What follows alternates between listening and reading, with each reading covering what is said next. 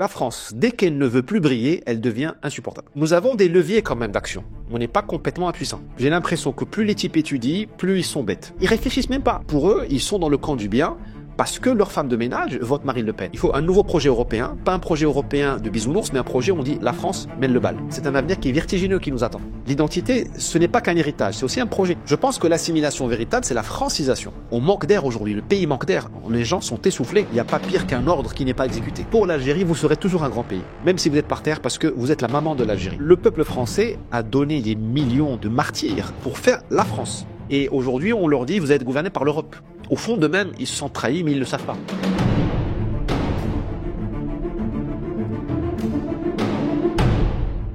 En quoi l'identité sera-t-elle au cœur du XXIe siècle? Alors c'est entre autres l'objet de ce livre, L'identité d'abord, aux éditions L'Artilleur, un livre donc écrit par mon invité du jour, Driss Ghali, que j'ai le plaisir de recevoir. Bonjour Bertrand. Ce livre, c'est une lettre, vous l'écrivez, c'est une lettre ouverte d'un immigré aux Français qui ne veulent pas disparaître. Alors, avant d'aborder ce livre, un mot sur l'actualité. Selon les données du ministère de l'Intérieur, le stock de titres de séjour en cours de validité dépasse les 4,3 millions en France. C'est un record. Qu'est-ce que vous inspire ce chiffre? On peut voir le verre à moitié plein, à moitié vide. Moitié vide parce que l'immigration continue d'augmenter et aucune politique ou aucun homme politique ou aucun gouvernement semble l'avoir prise. Il y a une espèce d'impuissance. On bat les records après les records. Alors que le pays, il y a une grande partie de l'opinion publique qui vote RN, donc qui veut mettre le frein sur le... Elle a failli arriver au pouvoir quand même au milieu de l'année dernière, les élections européennes, surtout les législatives. Il n'y aurait pas eu le front, ce que j'appelle le coup d'État républicain, il y aurait peut-être eu un Premier ministre RN. Donc, alors que l'opinion publique dit stop à l'immigration, en partie quand même, 40% peut-être. 40, 42, ça dépend quand même. Vous voyez la carte de France, hein, toute bleue au premier tour.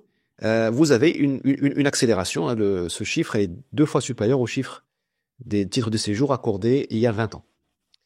Ça, c'est le côté, on va dire, négatif. Le côté positif, c'est quand même de dire que nous pensons, enfin, je dis nous, tous ceux qui se sont réveillés, les vrais awake, ceux qui sont réveillés, pas les woke, qui ont compris que la France va très mal. Nous pensons que la France va très mal. Certains disent qu'elle est finie, mais elle est quand même attractive. Elle attire des immigrés. Bon. Ok, il y a l'aspect de l'assistanat, mais il y a aussi 100 000 étudiants par an. Moi, je regarde ça aussi, je dis, la France rayonne quand même. Quand même, les gens qui vous confient leurs gosses pour faire leurs études supérieures, c'est quand même pas des kamikazes. Donc, nous avons encore un rayonnement, il y a une petite lumière au sein de ce pays, il n'est pas fini. Il faudrait peut-être commencer à rebâtir sur ça notre mental, commencer à nous aimer un peu plus, parce que si on dit un drogué qu'il est fini, bah il est fini vraiment. Ça vous dit, écoute, t'as perdu 20 ans de ta vie, 30 ans, mais l'avenir, il y a un avenir pour toi. Peut-être qu'on va commencer. Mais peut-être aussi ce sera mon dernier point, qu'on peut rebâtir la politique de l'immigration sur ça, négocier avec les pays d'origine des quotas. Pourquoi pas? Parce que on subit l'immigration alors que nous sommes désirés. La France est désirée. Hein, quand on envoie 100 000 étudiants chaque année.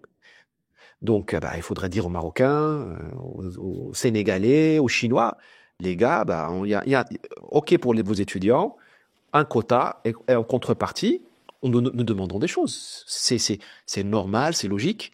Et au lieu de subir ça et de dire, voilà, tout va mal, nous avons des leviers quand même d'action. On n'est pas complètement impuissant. Vous parliez des sondages tout à l'heure, mais en fait, en réalité, quand on regarde les derniers sondages, notamment de l'IFOP, une majorité de Français, c'est transpartisan par ailleurs, hein, c'est vraiment ça qui est intéressant, une majorité de Français est en faveur d'une politique plus restrictive en matière d'immigration. Mais ce qui est intéressant, c'est que les réveillés, comme vous les appelez, vous utilisez le verbe français, contre les woke, finalement, les réveillés, ils sont même majoritaires à gauche, même à la France insoumise. Donc comment vous expliquez justement que cette élite politique, peut-être du monde associatif également, médiatique également, cette élite de gauche, quand même, on va dire, reste à ce point déconnectée des attentes des Français? Il y a plus. Alors, les gens disent des choses, mais dans le bureau de vote, ils font autre chose. Il y a encore le phénomène des castors. Il y a encore un Moi, j'ai envie de prendre une image très métaphorique. Vous m'excuserez. C'est le type qui veut tromper sa femme, mais il monte avec sa maîtresse et au bord du lit, il dit non. Je suis fidèle. Parce que vous avez une majorité de Français qui contre l'immigration, contre la submersion migratoire. Hein, ils veulent un tour de vis, mais au moment du vote, il y a toujours, ils s'arrangent toujours pour ne pas mettre en place le parti politique qui pourrait permettre, qui promet ce tour de vis. Donc je pense qu'il y a un côté religieux, c'est-à-dire que la pensée de gauche, les droits de l'homisme, la pensée de gauche a pris la place de la religion catholique. Et c'est pour ça qu'elle est très difficilement déboulonnable. Hein. Et nous sommes restés des catholiques zombies, comme disait Monsieur Todd. On a mis en place la pensée de gauche, globaliste, mondialiste, écolo, tout ça. Le deuxième point, c'est nos élites qui sont complètement, elles sont pas déconnectées. Moi, je pense qu'elles sont, j'ai l'impression que plus les types étudient, plus ils sont bêtes. Plus le bac plus 5, bac plus 7, plus on fait des gens qui méprisent tellement le peuple qu'ils, effectivement, ils sont déconnectés, mais ils sont méprisants. C'est-à-dire que, puisque sa femme de ménage pense ceci, bah lui, il doit penser le contraire de cela. Et donc, ces gens-là, ils s'engouffrent là, ils vont tous vous dire qu'il faut réindustrialiser la France. Mais ce sont ces mêmes personnes qui ont demandé la France sans usine, qui ont défendu le libre-échange. Hein. C'est-à-dire que c'est une pensée de groupe. Ils se surveillent entre eux. Et donc, ils ont cette pensée-là qui est une pensée, au-delà de la déconnexion, elle est fermée sur elle-même. Nos études déforment la jeunesse, au fait. On fabrique pour utiliser la métaphore d'informatique, des CPU prêtes à recevoir la pensée du moment. Aujourd'hui, elle est à gauche, mais elle va varier un peu, plus ou moins globaliste, plus ou moins libérale, plus ou moins. Je pense que c'est ça le problème de nos élites. C'est pas franchement la trahison de la nation. C'est-à-dire que moi je vois autour de moi mes amis, hein, bac plus 5, plus 7, MBA ou pas, ils réfléchissent même pas. Pour eux, ils sont dans le camp du bien parce que leur femme de ménage vote Marine Le Pen. Et donc je vote Macron. Et ils se fichent complètement du bilan de Macron. Tout va mal. Ils savent que tout va mal. Les filles ne sortent plus le soir toutes seules. Ils mettent leurs gosses dans des écoles privées. Ils ont leur maison en Picardie, je sais pas. Ils ont compris qu'ils sont pas complètement, mais ils vivent pour leur petit milieu. Et c'est une déconnexion, vous avez raison, mais c'est pire, c'est une espèce d'arrogance. Et ça, c'est la nature humaine qui est fascinante, hein. C'est fascinant quand même de voir un tel niveau de repli sur soi. Et vous avez utilisé le terme de submersion tout à l'heure. Donc, on parle de submersion. Certains parlent de grand remplacement, d'autres vont parler de créolisation. Qu'est-ce que vous pensez de tous ces termes qui entourent la question de l'immigration? Est-ce qu'ils sont les bons pour aborder cette question? Bonne question, très bonne question, très bonne question. J'ai besoin de réfléchir un peu parce que alors la créolisation, c'est un terme pour créer la confusion. Parce que la créolisation, ça fait penser les Français, ça les fait penser au rhum. Le créole, le rhum, la Martinique, les bananes. Donc c'est bien. Les jolis mulatas, les jolis métis, blabla. Donc ça, pour faire passer la pilule. Non, on se créolise pas. On va pas devenir la Martinique ou Tahiti, hein, c'est autre chose. En fait, on s'islamise, on s'africanise. Et en même temps, on s'américanise. Hein, les Blancs, pour parler comme les racialistes, les Blancs deviennent américains. Enfin, tout le monde devient américain, même les immigrés. On regarde Starbucks, le culte de l'argent, l'individualisme, l'ultraviolence. Vous voyez, même la polarisation, et ainsi de suite, le porno, tout ça. Donc, la créolisation, c'est un mot piège. Le grand remplacement, évidemment, c'est très proche de la réalité. Moi, j'aime parler de l'émergence d'un peuple nouveau. En fait, nous avons l'émergence d'un peuple nouveau en France, qui est en concurrence avec le peuple de souche. Ce peuple nouveau est plutôt d'origine africaine et musulmane, africaine et arabe, très attiré par les États-Unis. Hein, vous voyez là la Nike, le rap, cette façon d'idolâtrer les États-Unis. Tout va bien aux États-Unis, le modèle culturel va bien. Vous avez vu Madame Ramayadeh, elle est partie aux fille de la République. Hein, elle va aux États-Unis. Ancienne secrétaire d'État sous Nicolas Sarkozy. Voilà. Elle va aux États-Unis, elle change complètement d'idéologie. Elle vous dit, ici c'est génial, je suis noir, tout va bien, vous êtes des ploucs. Cette séduction américaine, cette tentation américaine exige cette immigration. Parce que c'est un raccourci. Parce que devenir français, c'est très difficile. D'abord, c'est très lent. Parce que nous sommes un peuple qui se sédimente lentement. Nous ne sommes pas un peuple raciste, mais nous ne sommes pas non plus des Américains qui embrassons la nouveauté. Nous avons un fond paysan qui est très méfiant. Et le paysan a raison de se méfier parce que Il en a vu des invasions, il en a vu des escroqueries, il en a vu des... Hein. Le paysan se méfie du nomade. Il se méfie du Rome. Il se méfie. Ah voilà, c'est tout. Il est dans il aime pas cette mobilité-là. Il a besoin de temps. Là, c'est comme la France. La France, c'est le pays du flirt. Hein, ça prend du temps. Les États-Unis ont inventé pour nous. C'est rapide. Et donc, on devient américain rapidement. J'ai l'impression. On devient brésilien très rapidement. Mais on ne devient pas français, espagnol, allemand, italien très rapidement. Donc moi, je pense qu'il y a le grand remplacement. Moi, je pense qu'il a lieu, mais je pense qu'il faut aller au-delà de ça maintenant. Il a lieu. Bon, faut, à moins de se crever les yeux pour pas le voir. Maintenant, la conclusion, c'est qu'il y a deux peuples. Dans le peuple de souche, vous avez le peuple de souche, le peuple nouveau. Dans le peuple de souche, vous avez de l'assimilation quand même. Vous avez des Kabyles qui deviennent chrétiens. Hein. On a beaucoup, ils se dévoilent pas beaucoup. Il y a beaucoup de musulmans aussi qui s'assimilent, sans forcément devenir catholiques ou autres. Donc vous avez ces deux blocs, et ces deux blocs vont faire la politique de demain en France, parce que et c'est le pari de Mélenchon. Sauf que Mélenchon, soit il n'a pas compris, soit il fait semblant de pas le comprendre. Le peuple de souche, le peuple nouveau, il voudra pas d'un Français de souche pour être son leader. Il n'y a pas de raison qu'il n'y ait pas un Mamadou ultra brillant qui a fait Sciences Po et qui dit bah moi je m'aime ce peuple nouveau qui a besoin de, je sais pas moi, du Ramadan ou d'un jour férié musulman en France, pourquoi pas? Vous voyez ce que je veux dire? Ce peuple nouveau aura démocratiquement une légitimité parce qu'il aura les votes, il aura 7 millions de votes, 8 millions de votes, 10 millions. Hein, c'est un avenir qui est vertigineux qui nous attend. Et l'identité française là-dedans, elle va complètement changer. Elle va complètement changer. Et le travail de l'intellectuel, ce sera mon dernier mot, c'est de qu'est-ce qu'on fait? Est-ce qu'on se prépare à un scénario de séparatisme, vraiment de séparation, de guerre civile, remigration, ou est-ce moi je propose de réarmer l'identité française dans ce qu'elle a de mieux et de faire un projet collectif avec ce peuple nouveau. Au lieu que les gens se séparent, ben, il vaut mieux qu'ils s'unissent pour un projet collectif qui est un projet international. Il faut qu'on en regarde de loin, parce que quand on confine les Français entre eux, déjà, le peuple de souche, ça donne gauche-droite. On est à couteau tiré depuis 100 ans. Hein. Vichy, l'Algérie, c'est la colonie. Enfin, diabolisation de Jean-Marie Le Pen, les paysans traités de ploucs. Enfin, c'est un truc de dingue. Imaginez avec le deux peuples. Il faut déconfiner la France. Il faut l'aérer. Il faut un nouveau projet européen, pas un projet européen de bisounours, mais un projet où on dit la France mène le bal. Parce que je pense que on unit les gens pas seulement sur les droits de l'homme, mais sur la méchanceté. Moi, je me rappelle toujours, mon grand-père était goumier. Spontanément, il a rejoint l'armée française pour aller lutter contre le nazisme. Personne l'obligeait. En plus, il aurait dû combattre l'armée française. Parce qu'il était colonisé, citoyen de seconde zone, il n'avait pas le droit de vote. Il y avait le vrai racisme. Et là, pour le coup, il y avait le vrai... Parce que la colonisation est raciste, parce qu'il faut bien séparer les gens par quartier, Et il est parti spontanément. Il a donné 4 ans à l'armée française. Il était en Stalag, en Allemagne, en Forêt Noire, pendant 4 ans. Il a été emprisonné en juin 40 aux Ardennes. 4 ans de sa vie, il s'est jamais plaint. C'était une fierté pour lui d'avoir fait ça. Je me dis, si mon grand-père a rejoint le projet impérialiste français de se défendre, pourquoi? Parce qu'il y a beaucoup de Marocains aussi qui ont rejoint le projet indo-chinois, d'Algériens, qui sont battus en Indo, volontairement, j'allais dire gratuitement, non, mais Oufkir, général marocain, a fait ses armes aussi en Indochine.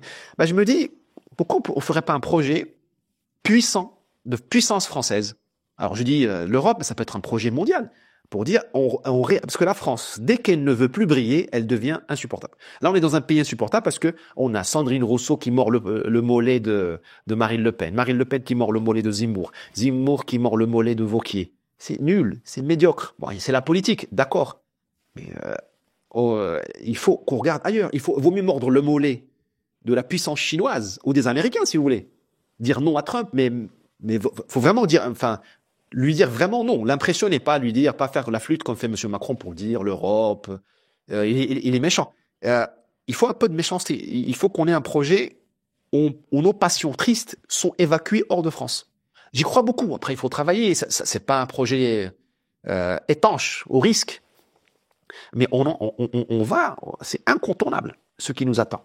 Et je pense que le peuple de souche, avec les assimilés, c'est sa responsabilité, c'est organiser ce projet. Sinon, c'est lui qui sera l'objet du projet, d'un projet plus tard, je sais pas moi, ce que dit Houellebecq, la soumission.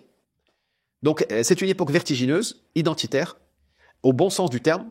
Et il dépend de nous de la réduire à l'identité identitaire de la droite, le catholicisme, alors que les idées sont vides. Hein. Le catholicisme, la race blanche, alors qu'on fait plus de gosses. Les blancs font plus de gosses. Ouais, le catholicisme, la race blanche, Jeanne d'Arc, c'est bien. J'adhère. Hein. Mais je propose l'identité positive. Qu'est-ce qu'on fait ensemble, mais sans baisser le pantalon. Je dis pas, il faut se renier, mais il faut quand même changer un peu. Parce que l'identité, ce n'est pas qu'un héritage, c'est aussi un projet. Qu'est-ce qu'on fait avec ça? On a bien assimilé les Vikings, les Normands, ces gens du Nord. C'était des sauvages. Hein. Parce que là, on tape beaucoup sur les Maghrébins, les Africains, mais ce que faisaient les Vikings, ils ont failli brûler Paris. Hein. Donc, ça a fait des Normands, des gens très civilisés. Donc, on est face à ce genre de défi aujourd'hui. Et malheureusement, en tout cas, ce politique complètement à côté de la plaque. Bon.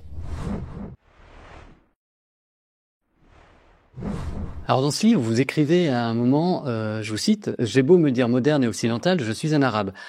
Qu'est-ce que cette phrase raconte de votre rapport à l'identité et à l'assimilation, justement?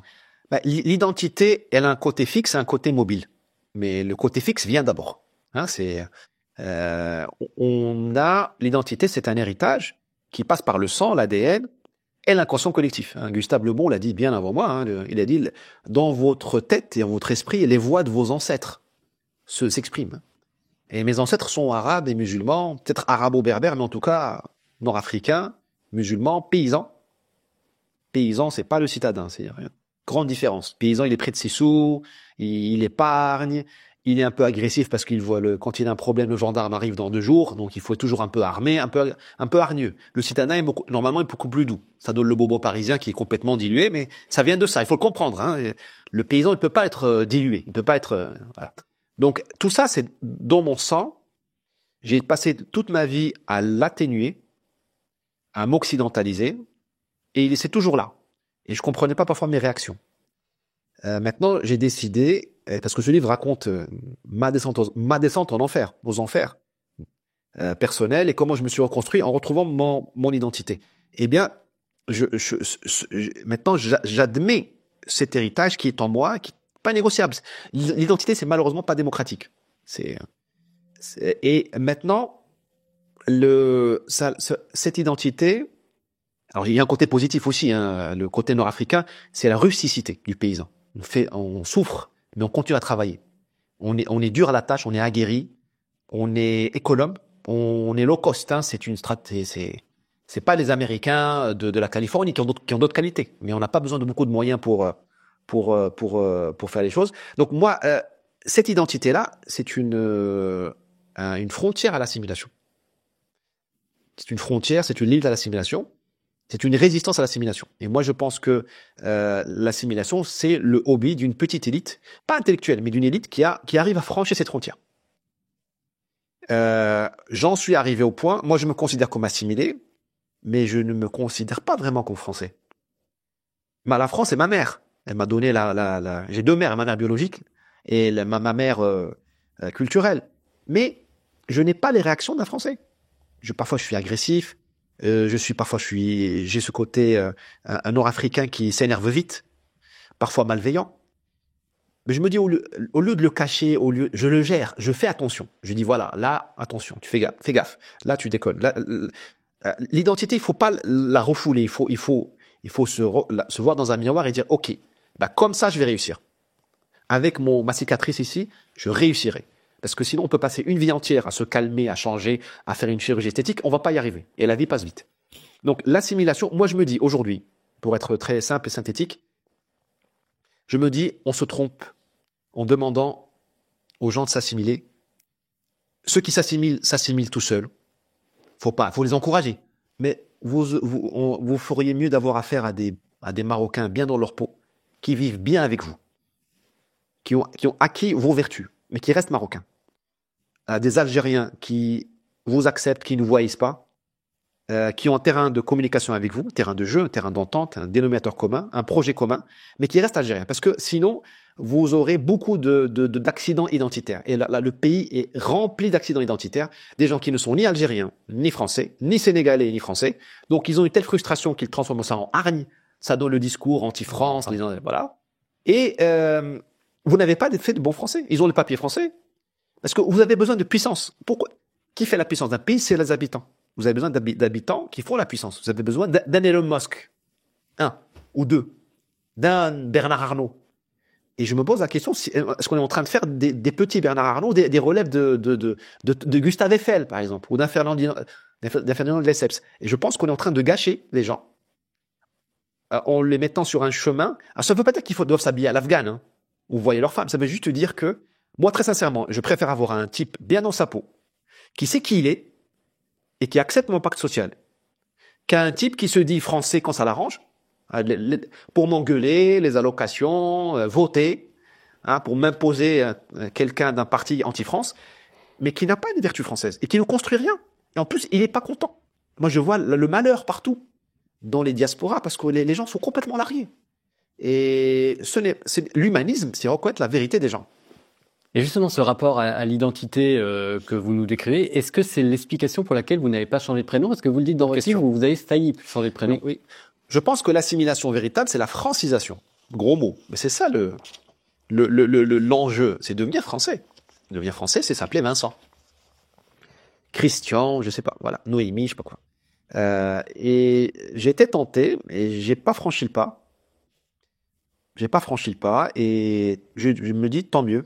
Parce que je préfère être un Marocain qui vous comprend, j'espère, et qui a des points de convergence avec vous. Il vaut mieux avoir un Marocain qui sait que la France est une pierre précieuse qu'il faut sauvegarder, c'est un phare qui doit rayonner, que d'avoir un Français au rabais.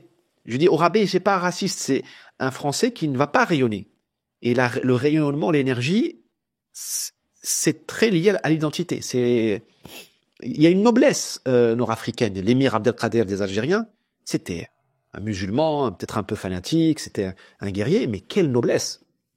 Mais je préfère et il a fait la paix avec Napoléon III, il est devenu un grand ami de la France, après l'avoir combattu longuement. Je préfère que les Algériens de France s'inspirent de ce gars-là, que de se dire je suis français, ils ne sont pas français, et puis après vous avez je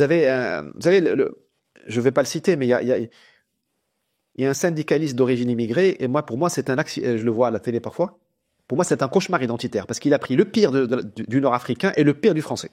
Le pire du Nord-Africain, cette espèce d'agressivité, hein, je suis avec mon couteau au coin de l'oasis, et je vois tu m'as mal regardé, je te plante parce que l'honneur, tout ça, cette malveillance un peu stupide, un peu méchante.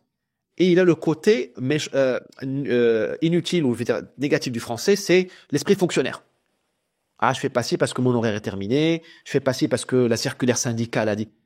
Et je lui dis, mais il fallait pas. Me permet de rappeler qu'il y a des fonctionnaires qui ne raisonnent pas comme ça. Tout de même. Vous avez raison. C'est le mauvais esprit fonctionnaire. Voilà. C'est l'esprit fonctionnaire, râleur. Je me dis, mais la France n'aurait pas dû l'assimiler.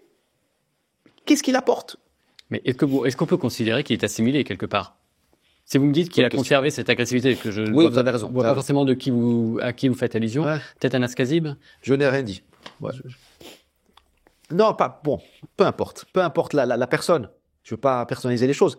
Mais il y a quand même quelque chose de... Ces gens-là ont un pied en France et un pied dehors. Il y a une assimilation qui est faite. Il y a d'autres personnes qui sont, je dirais, plus assimilées encore, moi, plus... pas dans cette figure-là. Je connais des juristes, tout ça. Je me dis, vous auriez dû rester ce que vous étiez. Mais juste créer un modus vivendi avec les Français.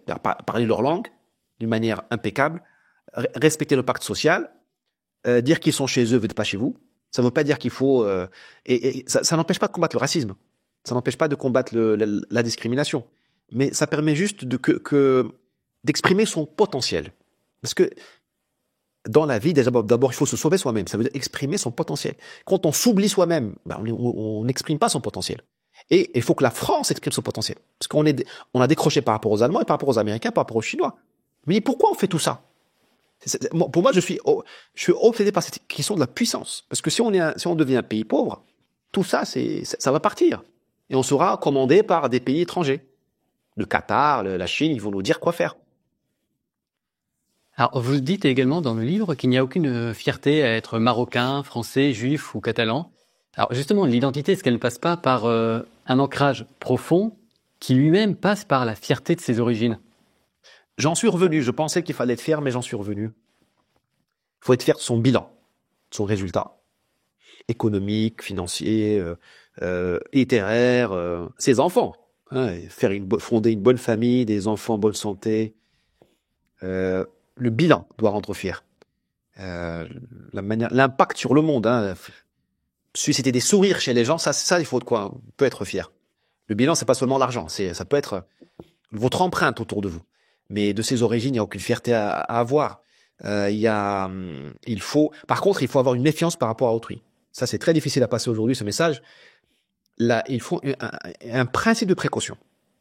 Tout ce autrui, je dois l'aborder avec un principe un peu de précaution. Est-ce qu'il peut me tuer? Là, ces taux-là, vous me l'aurez pas servi vous-même, je vous l'aurais pas bu. Peut-être qu'il y a du venin, peut-être que c'est de la vodka. Peut-être que c'est du gin, peut-être que c'est du venin. Vous voyez ce que je veux dire? Autrui, il nous sert des mets, des pratiques culturelles, des religions, le voile, l'hindouisme, le bouddhisme, des idées. Parfois, ces idées peuvent nous tuer. Par exemple, l'islam est un côté très important, vertueux peut-être en Afrique du Nord, mais en France, c'est toxique pour vous, parce que c'est pas votre culture. Vous êtes dans une culture de la mixité. La femme est l'égale de l'homme, voire un peu plus. Nous, c'est pas du tout ça. Donc, par rapport à l'islam, il faut mettre un principe de précaution, de méfiance. Et il faut... Fernand Braudel, un homme de gauche, disait ça parfaitement. Il dit les civilisations sont méfiantes. Et il y a l'idée du tamis. Il faut tamiser les choses. Et elles sont lentes. Elles ont des non, elles ont des oui rapides, elles ont des oui prudents et des non retentissants. Par exemple, nous, le monde musulman, nous avons un problème. L'Occident nous a beaucoup influencé. Vous nous avez beaucoup influencé. Nous avons adopté le capitalisme. Nous avons même changé notre vêtement. Normalement, c'était autre chose. La tunique, la djellaba, autre. Vous savez, maintenant, le monde musulman, la plupart des chefs d'État sont tous comme ça. Mais avec la femme, nous avons un problème. Avec l'émancipation de la femme, nous avons un problème. Et nous avons fait une négociation, en fait, avec l'Occident. On a bien voulu libérer les femmes pour qu'elles travaillent. Parce que le capitalisme a besoin de tous les bras. Mais on les a voilées. On les a revoilées à la manière saoudienne. C'est ça le deal. Je ne dis pas que c'est bien ou pas bon. Je dis juste que une civilisation, c'est une machine à filtrer. La civilisation, c'est comme le foie. C'est ultra important. Ça filtre. Mais c'est lent. D'ailleurs, les maladies du foie sont mortelles souvent. C'est son but. Et donc, au lieu d'être fier de ce qu'on est, il faut juste savoir qui on est d'abord et se dire tout ce qui brille n'est pas or quand il vient de l'étranger. Alors, et cet étranger peut être l'Amérique. Hein. Tout ce qui est américain n'est pas bon, pas forcément bon. Il faut filtrer. Alors, il y a aussi la question de la transmission. Alors, on parle de fierté, ça passe par la transmission justement. Pour que une telle rupture, un tel malaise dans la société qu'on constate aujourd'hui au quotidien existe, est-ce que c'est-à-dire que nous vivons une grave crise de la transmission? Oui, bien sûr, vous avez tout à fait raison. Une rupture de la transmission et une transmission l'école ne veut plus transmettre. Hein. L'école veut former une pâte à modeler sur laquelle on puisse imprimer l'idéologie du moment. Hein, capitaliste, globaliste, européiste, écologiste, wokiste, enfin n'importe quoi. Elle prend tout. Quoi. Donc on transmet pas. Elle ne transmet plus. Son projet n'est plus de transmettre. C'est de créer des citoyens malléables, dociles au capitalisme. Des bons managers, des bons employés qui travailleront dans des open space, ces espaces ouverts, qui vont obéir au CRM, qui vont se laisser faire, qui vont qui vont pas se rebeller. On veut plus faire de Robespierre. Hein. On veut plus créer de Napoléon. On veut juste des gars, des petits hommes gris. Ça c'est le côté éducation. Mais il y a aussi une transmission qui est morte en famille aussi et qui n'était pas forcément visible ou en tout cas verbalisée. C'est visiter les églises par exemple. Ou apprécier les paysages de France. Enfin, l'art de la table, par exemple. L'art de la table, c'est la France. C'est-à-dire l'entrée, plat, dessert, l'étiquette à table, c'est mort tout ça. Tout ça, c'est mort. Et au fait, dedans, il y a une transmission. Parce que, à un moment donné, c'est pas dit, mais on se dit quand même, il y a quelqu'un, il y a 1000 ans, il y a 500 ans, il fait ça. C'est que c'est bon. Il doit avoir du bon quand même de manger de cette manière-là. C'est quand même une certaine grandeur. Parce que c'est quand même pas tous les peuples qui mangent comme ça. Quand on voyage, on voit Et ça, c'est mort. Donc, vous parlez de fierté. En fait, on ne croit plus à l'exception française parce qu'on mange comme des Américains, les églises aussi. Enfin, au-delà des églises, c'est tout ce qui est catholique. On n'a pas transmis, par exemple, la consolation.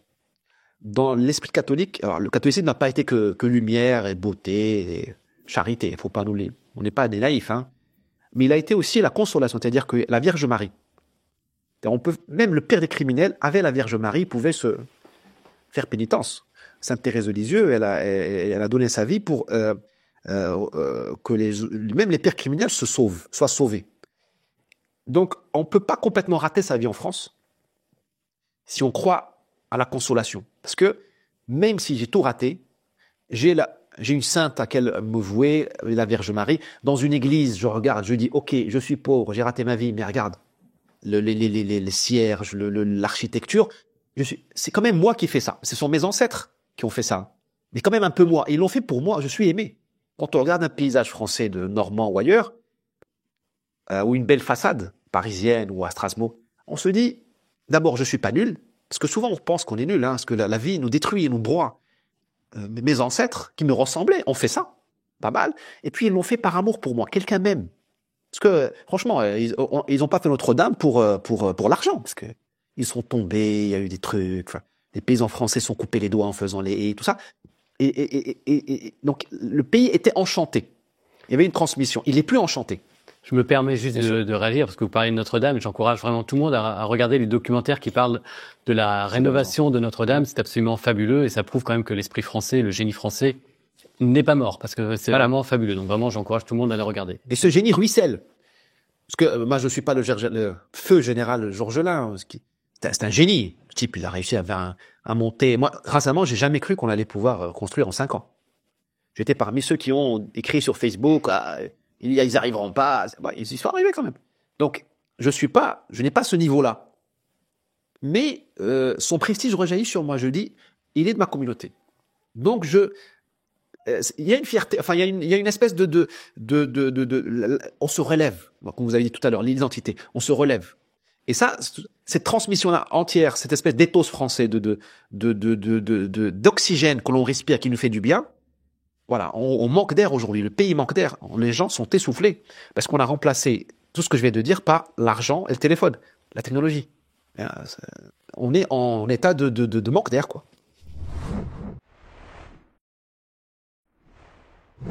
De façon plus pragmatique, bien sûr.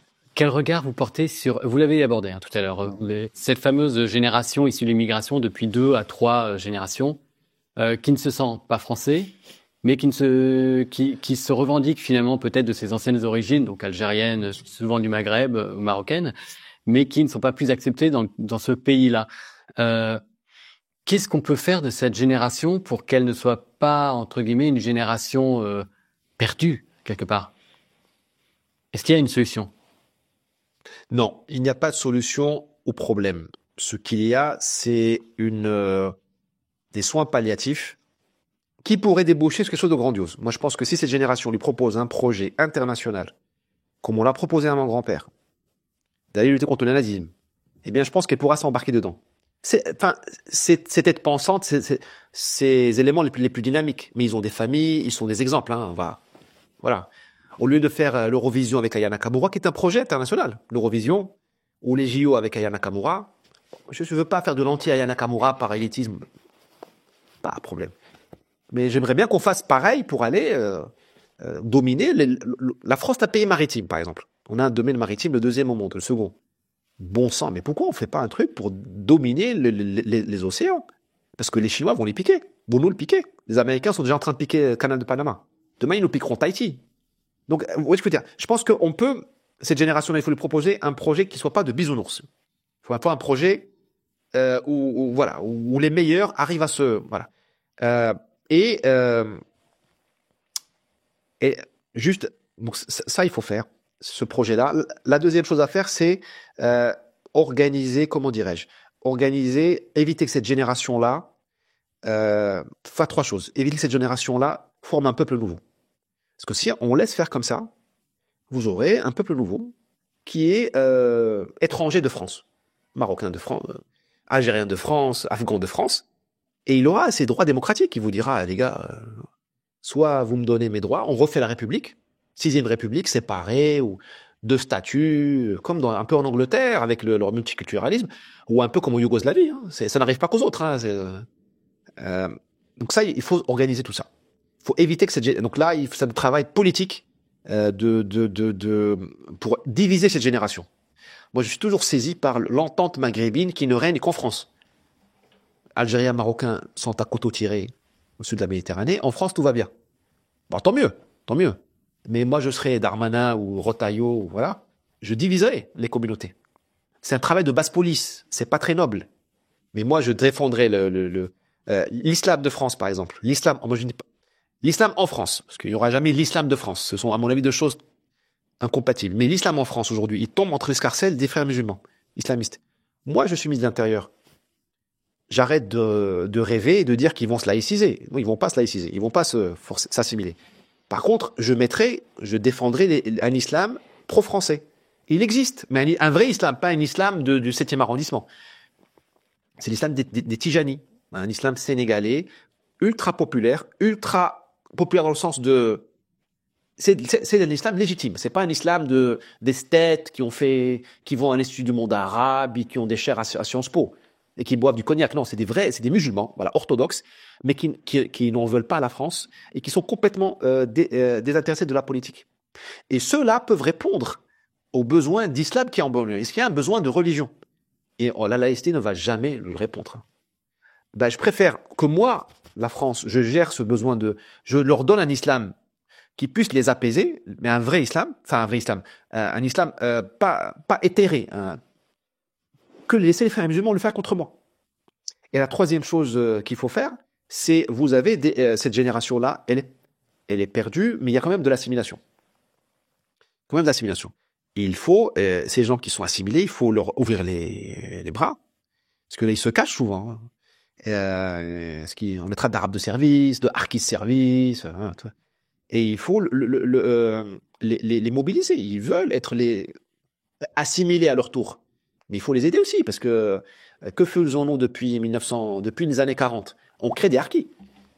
Dès qu'un arabe, en Afrique c'est un peu différent, mais dès qu'un arabe est de la France, elle abandonne. La France a abandonné ses amis au Maroc à l'indépendance, elle est partie, elle a laissé ce qu'on peut appeler les collabos. Voilà. En Algérie, elle a abandonné les harkis. En France, elle mise toujours sur les rappeurs les plus anti-français. Les humoristes les plus anti-français, ils vont voir Monsieur Macron, ils sont au service public. Mais dès qu'il y a un type qui aime la France, on lui dit bah ouais, arabe de service, tu vas dans les voilà. Donc il n'y a pas de solution à ce malaise identitaire. Ce qu'on peut faire, c'est l'atténuer et essayer d'éviter qu'il empire. C'est comme si vous avez une tendinite au pied. Vaut mieux qu'elle soit tendinite que soit une fracture. C'est pas très sexy, mais c'est ce qu'il y a aujourd'hui sur étagère, malheureusement. Il fallait pas faire l'immigration de masse. Maintenant, c'est trop tard. Maintenant, il faut gérer le résultat. Alors derrière la question de cette génération un peu perdue, il y a notamment la relation de la France vis-à-vis de l'Algérie. Comment vous analysez le comportement justement de nos gouvernants vis-à-vis de l'Algérie du président Tebboune? Il y a à boire à manger. Il y a aujourd'hui pour la première fois depuis longtemps, chez Monsieur Retailleau, pour ne pas le nommer, il y a un réveil. Là, il se souvient de son identité. C'est-à-dire que la France, c'est pas un pays de bisounours. C'est pas un pays de gentils. C'est pas un pays de victimes. Il dit, voilà, j'existe, j'ai des droits. Et donc, je te renvoie ton OQTF, je te renvoie ton influenceur qui appelle au viol, tout ça. Bon, j'espère qu'il tiendra parole et qu'il appliquera ses annonces, parce que, voilà. Il y a pas pire qu'un ordre qui n'est pas exécuté. Il y a pas pire Alors le problème, si je me permets de relancer, mais c'est que le fameux ordre, il est exécuté, mais l'Algérie nous les renvoie. Et le Conseil d'État ou je sais pas quoi casse l'ordre de Alors, l'Algérie le renvoie et elle a commis une grossière erreur parce qu'elle a montré que c'est pas un pays démocratique. Parce que ce monsieur, ce Doualem, c'est quand même un être humain. Il a beau s'être trompé sur TikTok, avoir dit des bêtises, la justice jugera. Mais quand même un être humain. L'Algérie l'a baladé comme un tas de patates. C'est comme un être humain, il arrive en Algérie, il a un passeport algérien, l'Algérie dit je veux pas de lui, mais c'est pas une valise qu'on renvoie à l'expéditeur.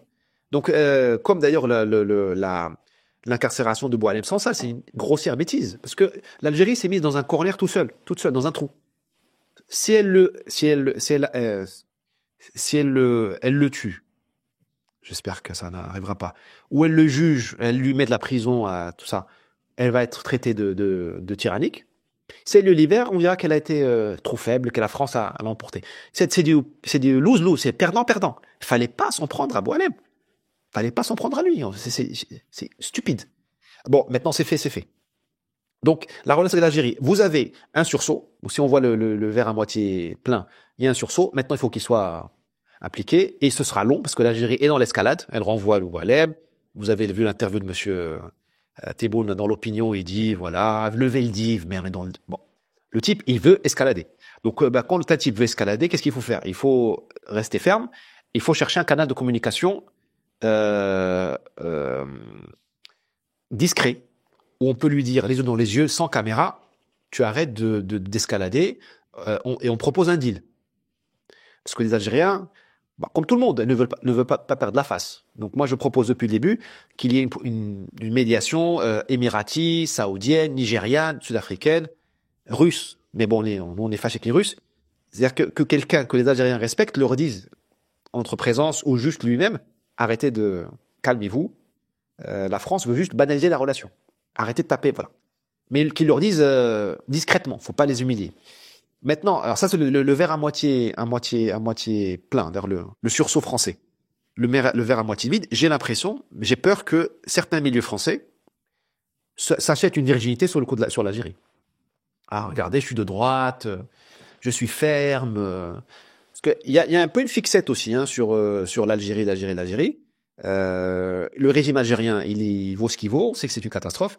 Quand même, le peuple algérien, une partie de ce peuple ne soutient pas le régime.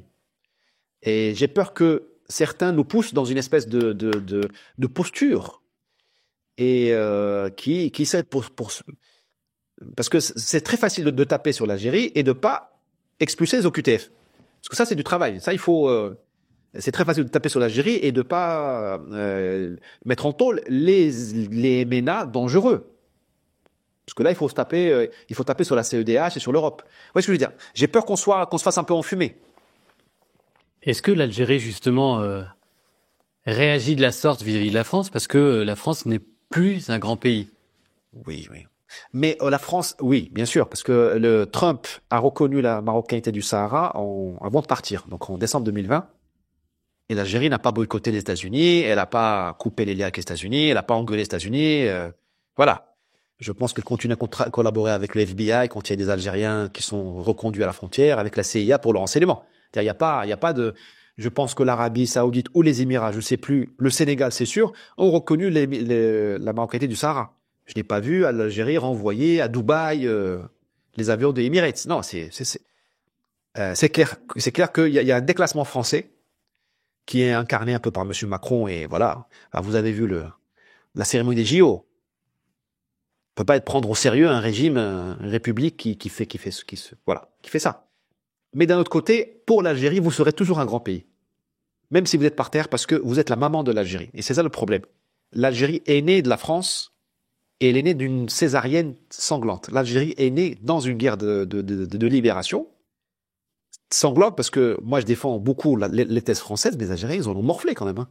Plusieurs centaines de milliers de morts, la torture, et ils se sont massacrés entre eux. Le MNA contre le FLN, le FLN après contre tous les harkis, de centaines de milliers de morts. Donc, sans oublier les guerres de conquête de l'Algérie du 19e siècle. Mais l'Algérie, elle a ouvert les yeux sur la France. C'est la France qui, après l'Algérie, qui avait une république. L'Algérie n'est pas une monarchie, c'est pas un hasard.